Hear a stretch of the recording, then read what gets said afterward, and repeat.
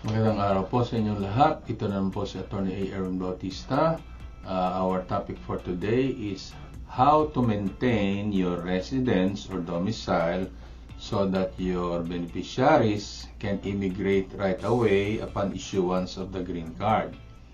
So, short answer, keep filing your income tax return.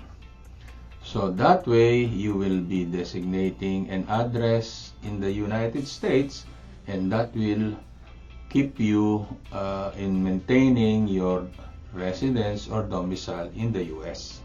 So kahit po naka-retire na kayo sa Pilipinas, as long as you are filing income tax return and using a US address, the presumption is that you are maintaining your domicile in the US, so that pag nag-fill out kayo ng affidavit of support, na-comply ninyo yung domicile requirement, hindi na maghihintay ng 6 na buwan pa yung inyong beneficiary o yung kamag-anak na pinitisyon nyo sa US na nagtitira habang kayo ay nakatira sa Philippines. So, keep filing your income tax return in order to maintain your domicile in the US.